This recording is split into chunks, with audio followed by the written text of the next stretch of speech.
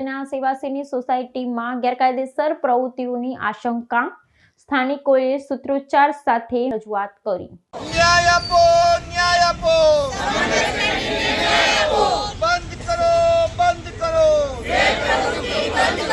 બંધ કરો, બંધ કરો. વડોદરા શહેરના વોર્ડ નંબર 9માં આવેલા સેવાસી વિસ્તારની સમન્વય સ્પ્લેન્ડિડ સોસાયટીમાં કથિત ગેરકાયદેસર પ્રવૃત્તિઓ ચાલી રહી હોવાની આશંકા સાથે સ્થાનિક રહેવાસીઓએ વિરોધ વ્યક્ત કર્યો છે.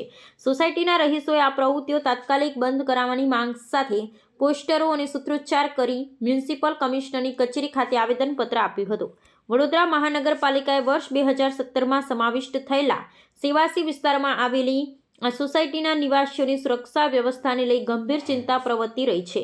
સ્થાનિકોના જણાવ્યા અનુસાર સોસાયટીના એ ટાવરના 10મા માળે આવેલા એક મકાનમાં બહારના લોકોની વારંવાર અવરજવર જોવા મળે છે. આ મકાનમાં ક્યારેક 8થી 10 સભ્યોનો પરિવાર તો ક્યારેક યુવક યુવતીઓ અલગ અલગ આવતા હોય છે. સોસાયટીના નિયમ મુજબ કોઈપણ મહેમાન કે સગા સંબંધીઓ આવે તો તેની સંપૂર્ણ વિગતો સુરક્ષા કર્મચારીને આપવી ફરજિયાત છે. પરંતુ આ કિસ્સામાં બહારના લોકોની અવરજવર કોઈપણ પ્રકારની નિયમિત નોંધણી વિના થતી હોવાથી સુરક્ષા વ્યવસ્થા જોખમાય છે. સોસાયટીના સુરક્ષાને ધ્યાનમાં રાખી આ પ્રકારની અનિયંત્રિત અને શંકાસ્પદ પ્રવૃત્તિઓ સદંતર બંધ કરવા માટે રહેવાસીઓએ ભારપૂર્વક માંગણી કરી છે. આમ આદમી પક્ષના લોકસભા પ્રભારી બીરેન રામીની આગેવાનીમાં આ રજૂઆત કરવામાં આવી હતી.